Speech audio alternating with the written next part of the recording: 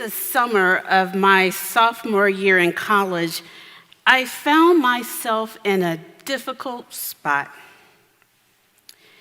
struggling to rebound from what could best be called a difficult first 2 years as an engineering student at Vanderbilt University. I had resigned myself to attend summer classes. And as a result, I found myself in my very first electronics class that was taught by a TA named Ali, who was from Iraq. Now, unlike many of the TAs who I'd encountered before, Ali took a special interest in my growth and potential as an engineering student. He encouraged me. And as the only young Black woman in his classroom, he nurtured my success in the sea of young white men. For the first time in 2 years, I felt seen. I felt like I really belonged in that classroom. I belonged in my major. I even belonged in my school. And as a result, I thrived. In fact, I was sitting quite comfortably at the top of my class until the day of the final exam. That seems very much like a college thing to say, but I don't really know what happened. But what happened was, I failed the final exam miserably, and I was devastated. Now, someone in Ali's position could have done any of a number of things when he responded. But this is what he said to me instead when I came to visit him a couple of days later during office hours.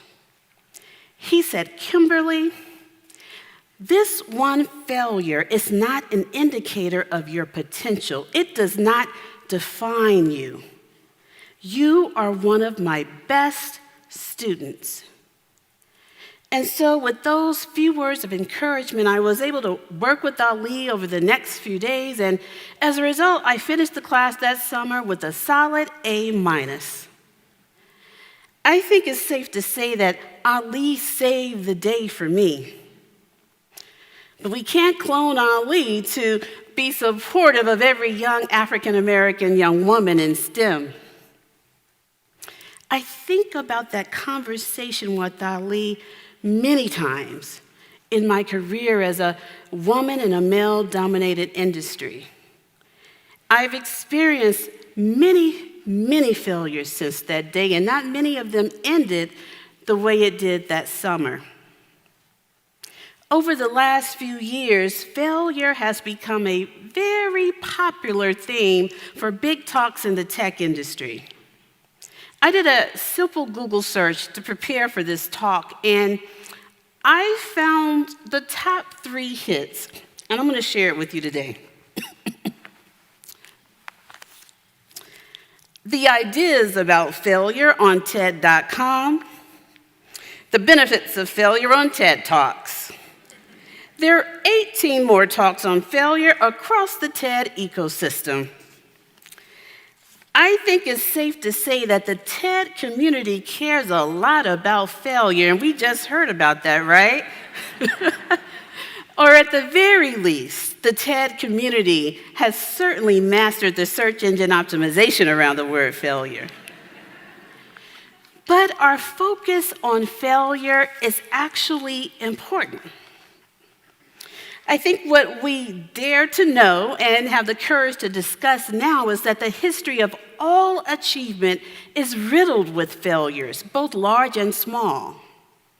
Failure is a very important piece of our toolkit. Failure creates character. Failure can spawn more creativity. Failure can open up doors to even greater opportunity. But I think we miss just one thing when we talk about failure, and it's this. The risk of failure are not evenly, let alone equitably, distributed. What I'm trying to say here is that for some people, failure can lead to an open door to an even better opportunity. But for others, it's the end of a road. I think we'd all agree that if Bill Gates or Mark Zuckerberg decides to drop out of Harvard to start some nascent venture, they're working with a pretty hefty safety net of privilege. Just imagine with me for a second. What if we're in some alternate universe? Actually, maybe it's a future one, and both Facebook and Microsoft fail. Guess what? Both Bill and Mark simply pick up their backpacks and go back to Harvard. They graduate. They maybe start another company and go on to have exemplary careers in tech. But for many Black girls, one failure can be the end of her journey. One failed exam or even one failed piece of calculus homework at the wrong developmental juncture can mean the end of her dreams. And quite often, this failure is not just a personal one, but the failure of a teacher, a boss, even another classmate, to respond to her failure with both empathy and grace. When these unfortunate responses arise, they lack the historical perspective of how societal pressures can send a young, brilliant young woman on a pathway that leads her away from her hopes and her aspirations. That could have happened to me. Even today, I'm so thankful for mentors like Ali.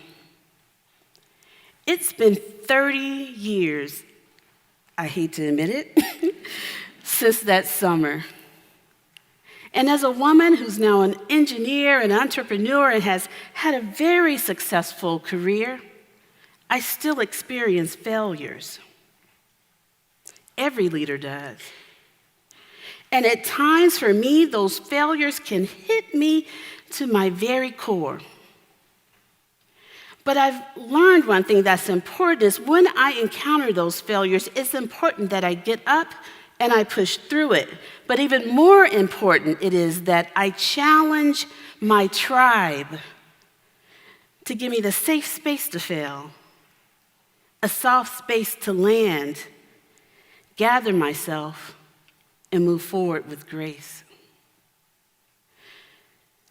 Creating this safe space to land and grow for Black girl geniuses is one of the things of many that keeps me up at night. I often wonder, how can we give Black women and girls the spaces to fail, but also the permission to fail and get back up to the whiteboard and try again? How can we create the safe spaces that both recognizes, affirms, and values their identities and their uniqueness? But more importantly, how do we give those little brilliant Black girls the freedom to experience all the creative opportunities that failure provides? I spend a lot of time on Twitter, if you follow me or know anything about me, and I have these conversations that become very intense. My Twitter friend Dan Flynn said something last week that struck me to my core. He said, valuable lessons in failure can lead to genius. I absolutely love that. Creating safe spaces for Black girl geniuses to thrive is actually one of the things I believe is the secret sauce to a Black Girls Code community. On its surface, our mission is to change the face of technology by encouraging these young Black women to embrace the current tech marketplace as both builders and creators and not just consumers. Now, this work is important and is also vital if we look at the data. By the year 2020, that's next year, there's estimated to be 1.4 million STEM-related jobs in the US alone. But if we look at the tech ecosystem now, we'll see the unfortunate reality that Black women hold less than 10% of all technical roles. There was a study that was done just last year, I believe, by an organization called the Ascend Foundation, and they revealed some unfortunate but interesting data. Between the year 2007 and 2015, there was a 13% decrease in the number of Black women in STEM fields. But the scarcity of Black women and girls in tech, it begins long before they begin their career journeys. In the US, Black women receive less than 3% of all bachelor's degrees awarded in CS. Our friend Google loves their surveys, but they do a great job of gathering that data. They did a report on the tech ecosystem back in 2015, and they asserted this: increasing the participation of Black women in the tech industry is one of the most critical and vital workforce and equity concerns of the 21st century. It was this fierce urgency to move the needle, change the dial, alter the narrative that started me on my path and my journey to create these safe spaces for Black girl geniuses. But I also had a personal motivator, and she was much closer to home. Hello, everyone.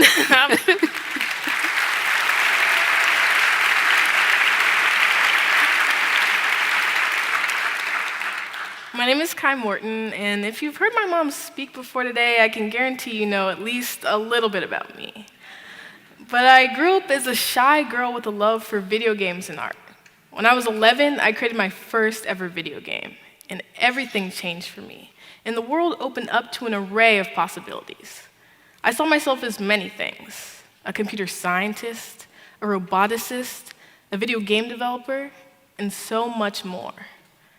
The imagination of an 11-year-old paired with my newly found passion formulated a picture of myself that I would strive for years to become. I'm thankful that I was able to find that girl within the community of other Black girls that both looked like me and shared similar passions. The impact of the Black Girls Code community on who I am today is without question.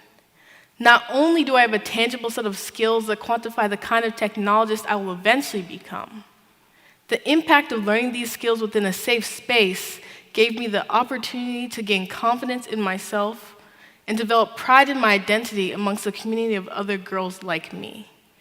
I was made who I am by this community. I was supported, encouraged, and celebrated. The strong-willed rebel within me at times didn't want to take what they said to heart. That's an understatement, even today. But still, the coworkers, mentors, and other students I've met along my journey have influenced me like no other. In fact, some of their most powerful lessons weren't actually taught explicitly. They were actually caught by observance.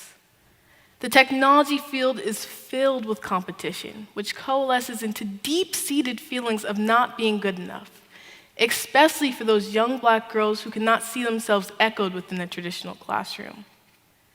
It's hard to dispel those feelings of inadequacy within those of us who've dealt with the myth of incompetence our entire lives. But still, our community was able to create a space which fosters a symbiotic and reciprocal bond.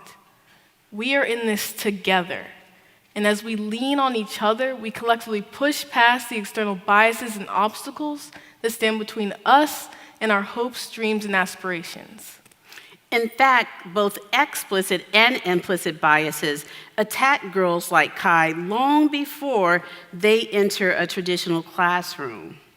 These perceptions of an angry Black woman, hypersexualized and aggressive stereotypes and tropes, they seed a cycle of low expectations and create an environment in which brilliant and bright girls like Kai are often marginalized, victimized, and even sometimes criminalized.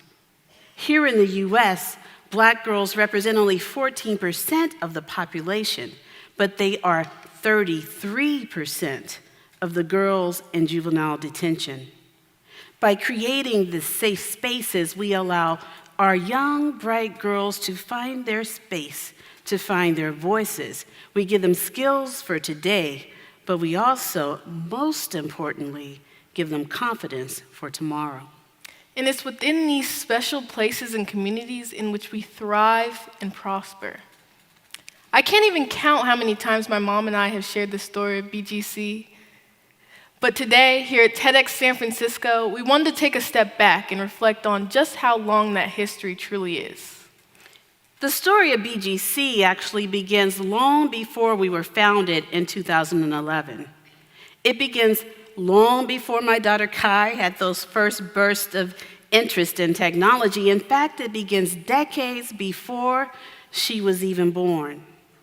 Like most, maybe all of Black achievement, the story of Black Girls Code is rooted in a history of both family and struggle. My most important influencer in my life was my grandmother, Exora Bell. Born and raised in the Mississippi Delta, by the time she made her way to Memphis, Tennessee, and I began to spend my long summer days piddling around the house and watching her out in the yard, she'd been many things: a domestic worker, a cafe owner, Miss Honey, and business owner, and even a church evangelist and leader. But to me, she was simply my everything. Some of my fondest memories are those early summer days in the morning, watching Madia out in the yard, trimming and snipping and trimming and snipping and caring for her rose bushes. Now, roses are peculiar creatures. They're rough and beautiful. They're difficult as all heck to grow, and I like to say sometimes they're just plain old stubborn. You gotta love roses. And my grandmother loved her rose bushes. She knew just how to nurture and soothe them. My grandmother taught me how to nurture the fertile ground, both in that garden and in life.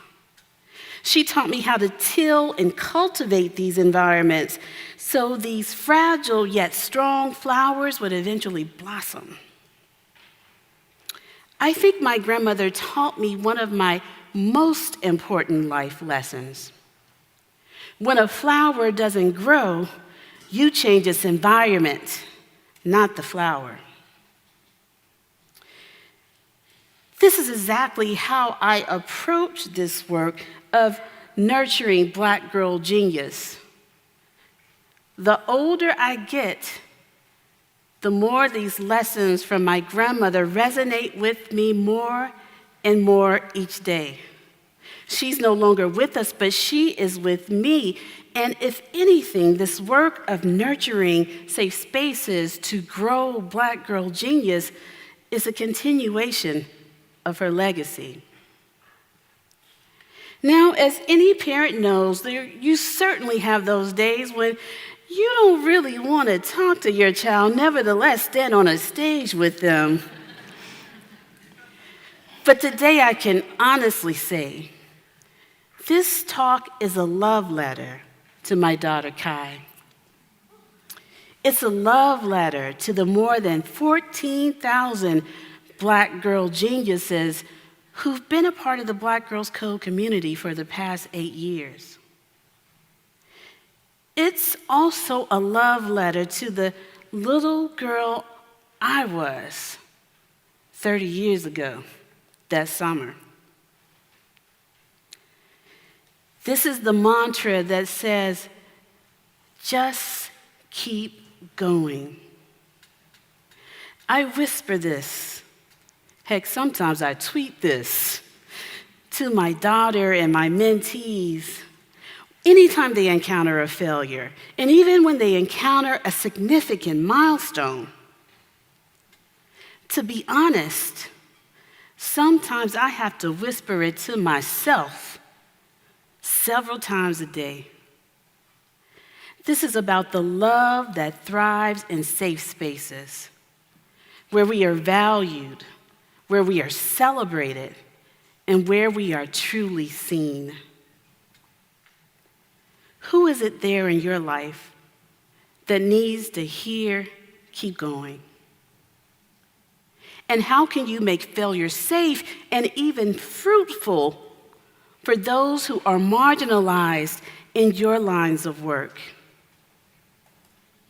And last but not least, how can you ensure the garden remains fertile for all those Kais of the world? Thank you for sharing this space. Thank you.